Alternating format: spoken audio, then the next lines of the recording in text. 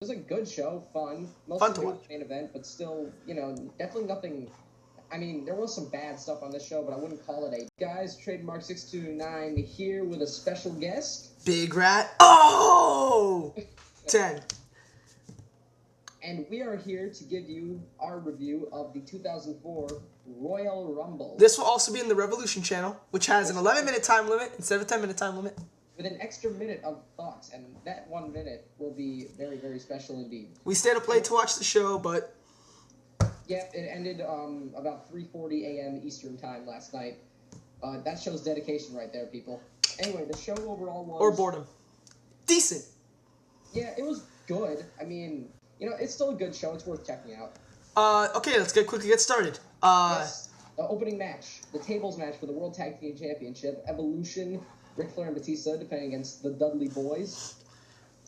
This was okay, just too short. 4 minutes. It's 4 minutes long. I think that it should have been a double elimination where both members of the team had to go through a table. I think that would have made the match a lot better. When they did that with the Hardy Boys and the Dudley Boys, that made that match, fucking great. And with this match, it was single elimination. I think that definitely hurt it. Came out of nowhere. It was okay.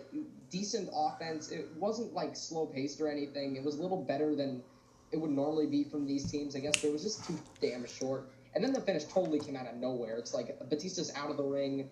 He comes back in, and suddenly Spinebuster to D-Bomb through the table. I mean, really, we didn't even get a Batista bomb. Or 3D. Nope. And, yeah, that was the match. It gets a star and 3/4. Next. Next match was the Cruiserweight Championship. Rey Mysterio defending against Jamie Noble. This was also incredibly short.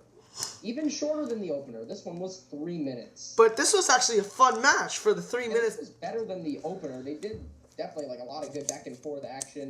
I always thought this was the most underrated. We never saw this Cruiserweight match given a lot of time on pay-per-view, and I was really looking forward to this. And I guess... Yeah. Rey Mysterio always did very well when he was in the Cruiserweight division, and it's just a shame they couldn't have been given, even 5 more minutes would have been fine, but... The Nidia storyline was dumb, but we're not going to get into that. Yeah, the Nidia storyline, she trips up Jamie Noble, thinking it's Rey, and Rey... Out of nowhere, I can understand Rey running the ropes and then coming back, but no, just out of nowhere, she assumes, oh, maybe this is Rey. Exactly, and, she trips up Noble, and, Rey hits a 619, and, drop the dime, and, he gets the pin... 1, 2, 3 retains his title, and the match gets 2 stars. From me as well. It was good, just short. It was good, just, really too short. Anyway, next match was the grudge match between Eddie Guerrero and Chavo Guerrero with Chavo. Let me say, I had been following the Guerreros for years, and I was really looking forward to this match. I was really looking forward to this turn. And I think that, you know what, I think the match didn't feel like a grudge match. No, it did not. It wasn't given them enough time, and it didn't tell a really great story in the ring, and it really just downplayed all of, the emotions associated with this feud, in my opinion. The promo was awesome. Yeah, the promo was really good, but the biggest thing with this match is, Chavo Guerrero, who was made to look like such, the dominant figure in this feud, it was almost as if he wasn't even on Eddie's level at times. I mean... And the aftermath just solidified that. Yeah, the aftermath totally put that in concrete. But, the ending just came out of nowhere. The match was rolling along. Eddie hits the 3 Amigos, but then he actually connects with the Frog Splash, and they just, ended it like it was nothing. And the match was only about, 8 minutes long. And for the whole aftermath thing that they did with... Eddie, Chavo, and Chavo Classic would have made more sense if they actually built to it with a good lengthy match that told a good story in the ring. It really just failed to do that in my opinion.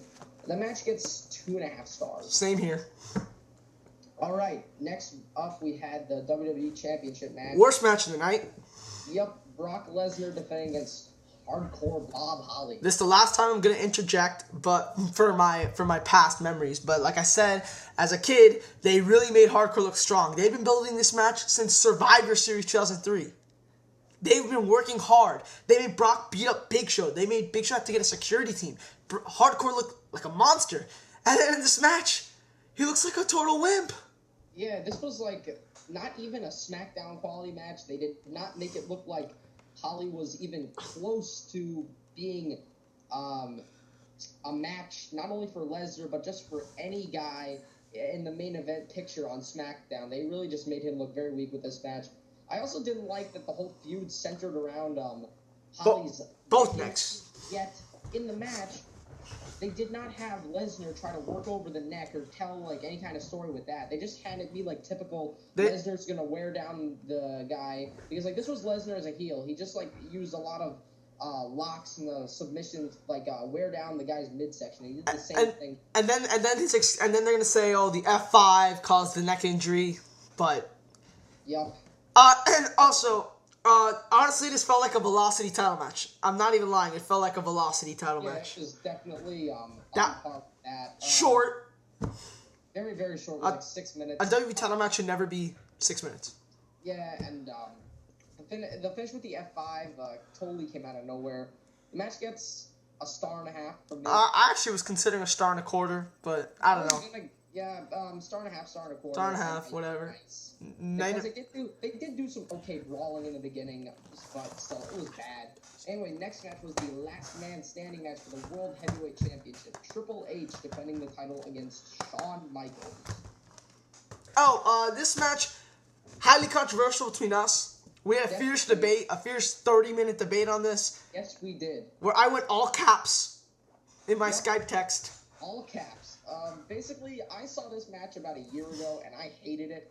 I rewatched it now, and I don't think it's as bad, but still not a great match. I think this is easily the worst match these guys have had against each other. I still say the Raw. I think people really overrate the Raw title match that they had where it ended in a double pin. I really think that match is overrated. And that's what I liked about this last man standing match. The match ended in a double pin, and you had a last man standing. And this ended in a draw as well. With the angle that they went with heading into WrestleMania, this was very appropriate to have the match end like a double count out, but like... I like Shawn walking out so they could say, technically he should have been the last man standing after he hit the super kick. Yeah, it appeared as if like the finish sort of came out of nowhere. And also my biggest gripe is like they didn't really use any weapons, and these guys have been through like unsanctioned match, 3 Stages of Hell, the Elimination Chamber, and this is just a match where they use not only wrestling moves, but very basic wrestling moves, and not a lot of weapons. The way I view it is that they used all the weapons in the world, and all they had left was their bare fists, which I like. Argument, and really just and they only use like basic wrestling moves, and they look more injured than ever. But still, like, the match was fun. Good I thought it was enjoyable. I gave it 3.5 stars. I gave it 3.25. So yeah, there's that. Anyway, now moving on to the main event, the Royal Rumble match. This, in my opinion, is the best Royal Rumble match. Well, it's my favorite Royal Rumble match of all time. I think that the final 15 minutes really made the match great, but it was still very fun throughout. Orton and Benoit just clicked the whole match for the first 30 minutes until Orton was eliminated. And then the Benoit story throughout the whole Rumble was great. Yeah. The whole angle with him was done perfectly. Well, it kind of dragged a little, but... It did, because, like, they had him brawling outside the ring for, like, a really long time, and you know that, like, the smartest thing to do clearly would have been fully eliminate Orton, and then they just immediately fight to the back. You don't see him again. But it was still done beautifully. The Goldberg thing was great. I liked it. The Goldberg thing was great, except the fact that he completely no-sold the F5, just got up. The F5 was starting to look weak as Brock Lesnar's career progressed, and this just made it look even more weak, in my opinion. Yeah, it did. But then the match was definitely more than rescued when they had the ending sequence with the final, like, 8 guys, and, like, everyone's going after the Big Show, and the Big Show's able to beat everybody, throw him over the top rope, even though Angle, Benoit, and Jericho all make him separately, like, tap out to their respective holds. He still throws out Angle, Jericho, and then Benoit, of course, is able to pull him over the top rope. The Nunzio thing I thought was really funny. Nunzio kind of stays outside the ring, hoping to get someone eliminated and jump in. Match gets 4 1/4 stars. That's it. And then we give the whole pay-per-view a 7. Okay, now back on this channel, since I still have some time. Revolution gets more time.